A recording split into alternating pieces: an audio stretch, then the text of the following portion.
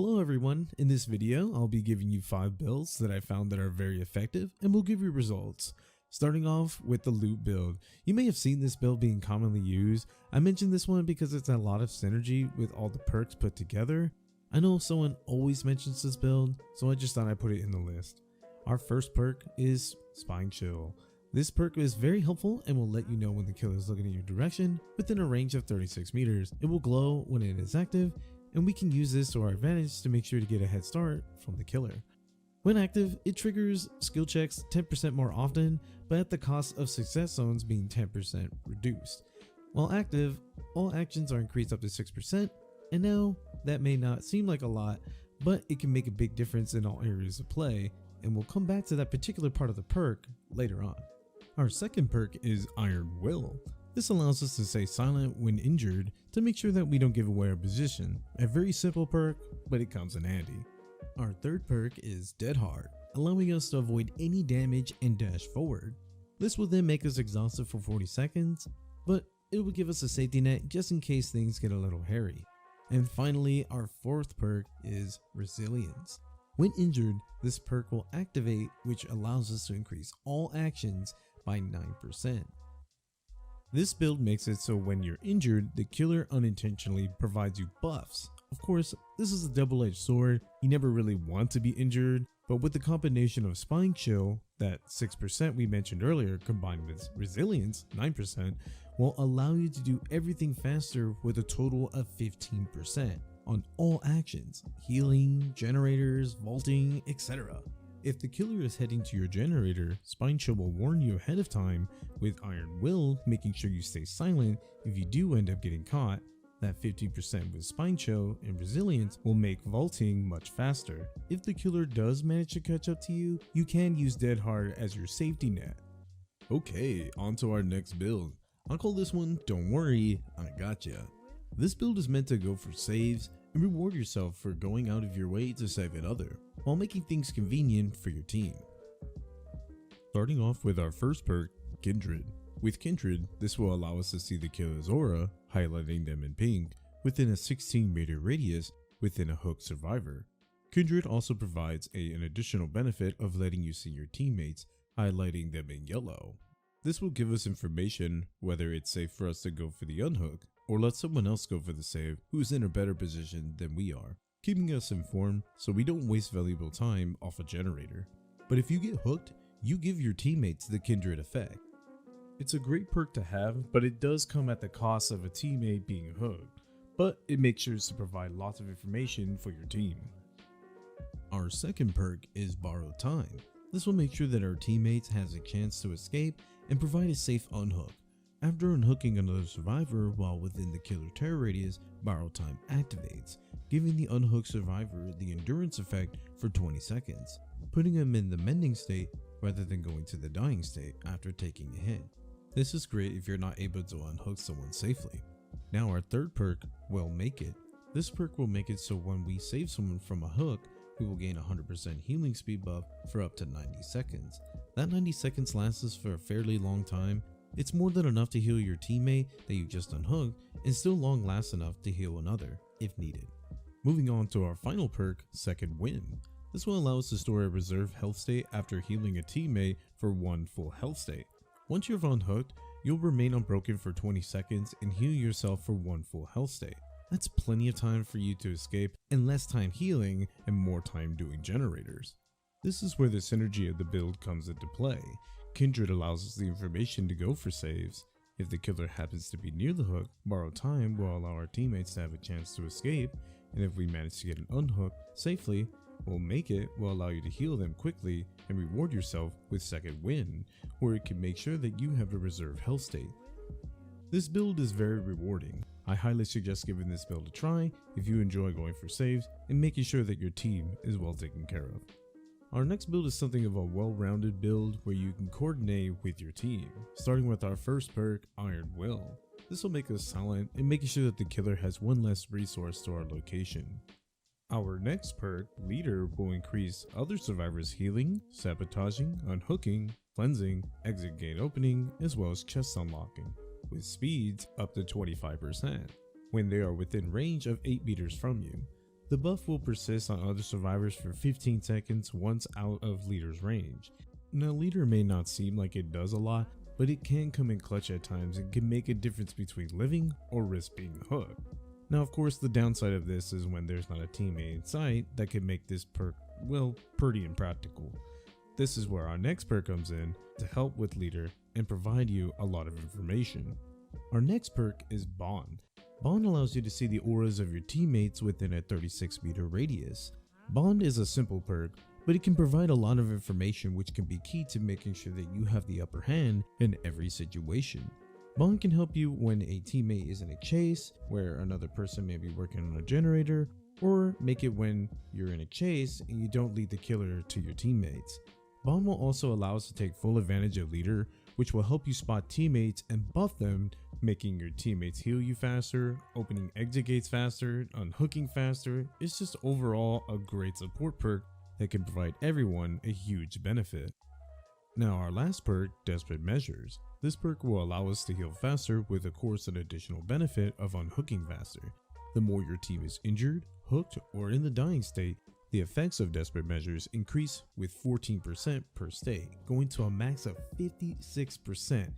This can come in handy when your team is all injured and to help your team get back on track quickly. The build does have a lot of utility to make sure that you pretty much cover everything that is needed from your teammates, as well as yourself. I think you'll have a lot of fun trying this build out.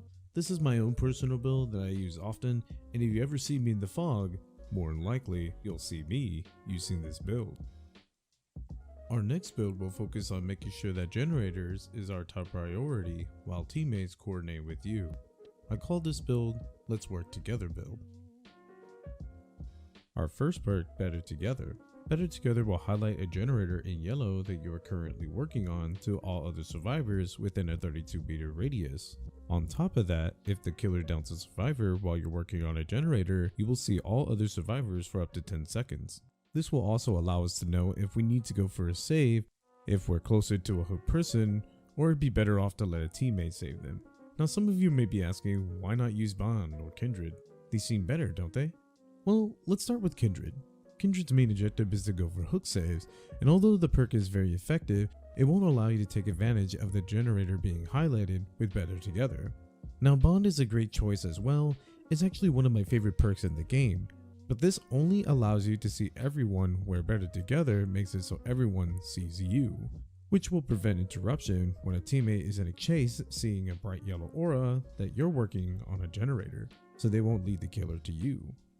Just think of it as this. Bond helps you coordinate with your team, where Better Together helps your team coordinate with you. And pair it with our next perk, and teammates will be drawn to you like a magnet. Our next perk is Prove Thyself, making it so when doing generators with a teammate will give an increase of 15 repair speed to each survivor while gaining more blood points for cooperative actions. Pair that with Better Together and it creates perfect synergy, putting in a lot of speed in each generator. But sometimes we're not able to take full advantage of it when the killer interrupts or when a teammate is not available to help you. And this is where our next perk comes into play. Our next perk, Repressed Alliance. After repairing a generator for a total of 60 seconds, Repressed Alliance will become active and will allow us to block the generator for a total of 30 seconds and will become unblocked once the 30 seconds is up. But while it is being blocked, the generator will be highlighted white to all survivors, meaning that your team will see the generator that has been worked on and will most likely be almost done and can finish it while you're in a chase. This perk can come in very handy at times and will annoy the killer by wasting a lot of their time. This will also stop the generator from regressing from whenever Ruin is in play or when Pop the Weasel is, because Pop the Weasel is up to 45 seconds where this is 30 seconds. And usually the killer is pretty far enough where it wastes a lot of their time. Now our last perk, Adrenaline. I put this in here to give us a little bit of survivability. When the exit gates have been powered, Adrenaline will activate, giving us 1 free health state, allowing us to sprint for 150% movement speed for 5 seconds. This can come in handy if you're the last one being chased, or if there's one generator that needs to be done, and this will allow your team to focus on the last one, than rather wasting time healing you. This build is pretty good for team play and will make sure to let your team never lose focus on generators and have your teammates coordinate with you. It's a fun build. I think a lot of you will enjoy this one. I say give it a try and tell me what you think about it.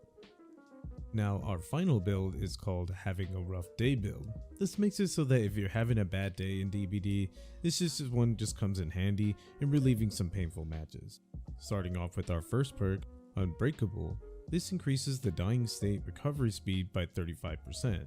This also grants the ability to fully recover from the dying state once per trial.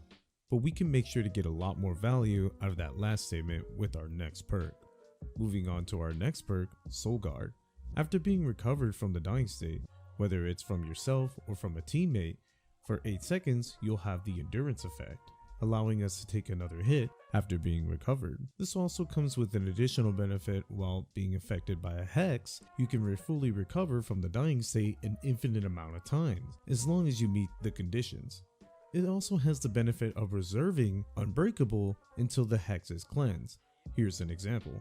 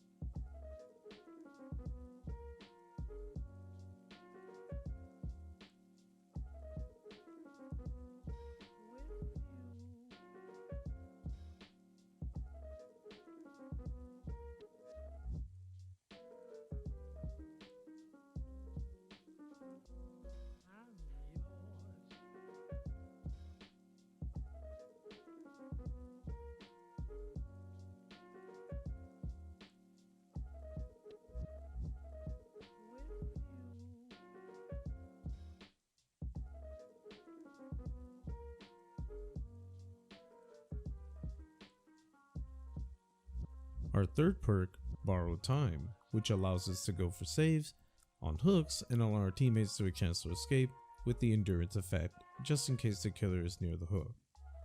Moving on to our final perk, Deliverance. This will allow us to escape from the hook 100% chance after doing a safe hook rescue on another survivor. But with Borrowed Time, this will almost guarantee that you'll get a safe unhook. This will make it so that our teammates won't have to worry about saving you, and you'll add pressure to the killer. You could always use Decisive Strike, but due to the changes of Decisive Strike, I thought we just try something a little bit more reliable.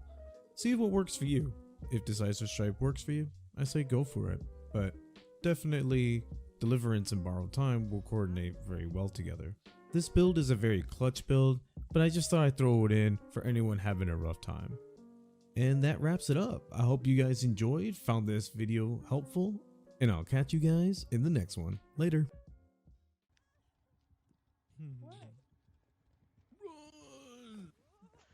What?